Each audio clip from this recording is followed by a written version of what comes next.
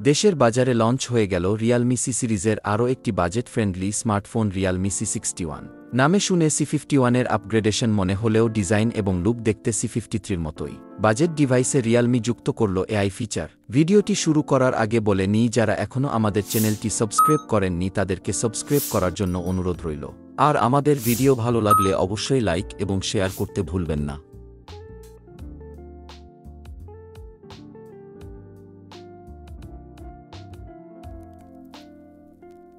প্রথমেই দাম এবং ভেরিয়েন্ট থেকেই শুরু করছি।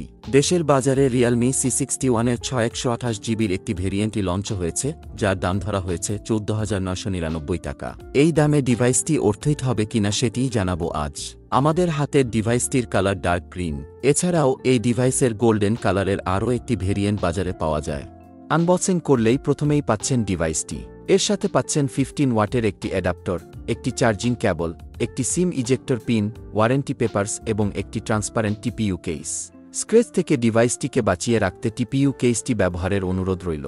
ডিভাইসটিতে একটি প্রিঅ্যাপ্লাইড স্ক্রিন প্রোটেক্টরও দেয়া আছে, তবে সেটা তুলে একটি প্রোটেক্টিভ গ্লাস লাগিয়ে রাখলে ভালো হয়।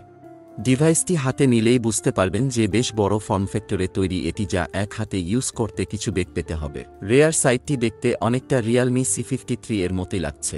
একই ডিজাইনের সাথে সব বাটন এবং পোর্টগুলো একই জায়গায় অবস্থান করছে, তবে বরাবরের মতো মেসিং থাকছে সেকেন্ডারি নয়েজ ক্যান্সেলেশন মাইক এবং বরাবরের মতো এই ফোনেও পাচ্ছেন আগের সেই নচ। এখানে কিছুটা আপগ্রেডেশনের প্রয়োজন ছিল বলে আমি মনে করছি। ফ্রন্ট সাইডে দেখতে পাবেন একটি হিউজ 6.74 ইঞ্চির 90 হার্জ রিফ্রেশ রেট যুক্ত আইপিএস প্যানেল, যার রেজুলেশন এইচডি প্লাস বা 720 পিক্সেল এবং পিক্সেল ডেন্সিটি 260 পিপিআই। ডিসপ্লেটির পিক ব্রাইটনেস 450 নিটস পর্যন্ত। এর স্ক্রিন টু বডি রেশিও 85.5%। ডিসপ্লেটির প্রোটেকশন সম্পর্কে কোনো তথ্য পাওয়া যায়নি, তাই একটি স্ক্রিন প্রোটেকশন গ্লাস ব্যবহারের পরামর্শ রইল।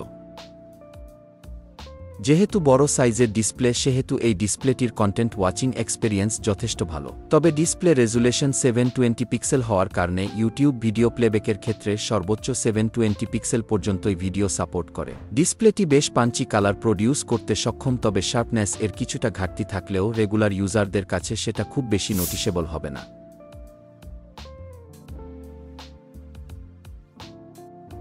ডিভাইসটিতে থাকছে Unisoc tiger T612 octa-core processor, যা 12 ন্যানোমিটার ফেব্রিকেশনে তৈরি। এর ম্যাক্সিমাম ক্লক স্পিড 1.8 গিগাহার্জ পর্যন্ত। এতে পাচ্ছেন 6 জিবি LPDDR4X র্যাম এবং 128 GB storage type eMMC 5.1। GPU হিসেবে পাচ্ছেন মালি G57।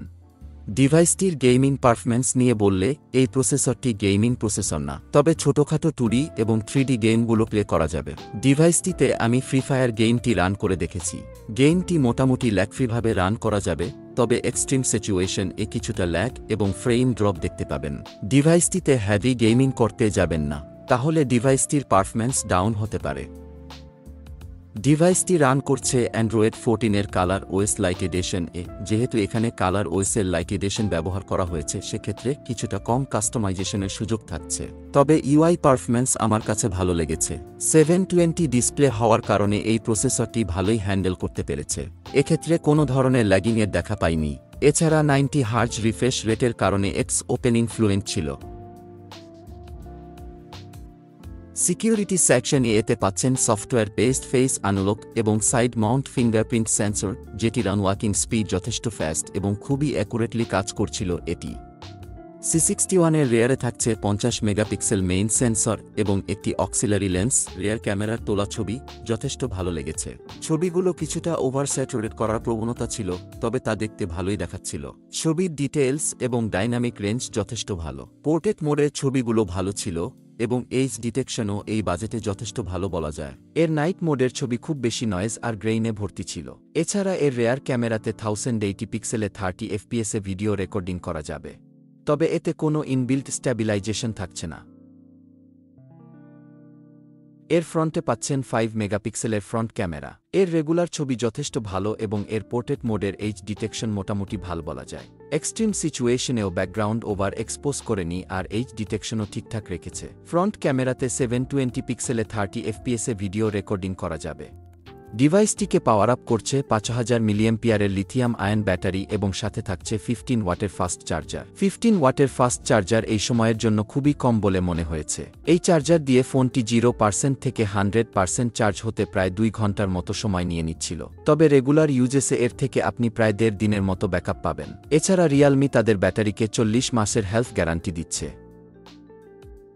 এই ছিল ডিভাইসটি নিয়ে খুঁটিনাটি সব তথ্য। যদি কিছু মিস করে থাকি তাহলে অবশ্যই কমেন্ট করে জানাবেন, আর আমাদের ভিডিও ভালো লাগলে লাইক করবেন এবং সাবস্ক্রাইব বাটনটি চেপে দিতে মোটেও কার্পণ্য করবেন না। আজ এ পর্যন্তই, আবার কথা হবে অন্য কোনো ডিভাইস নিয়ে। সে পর্যন্ত ভালো থাকবেন।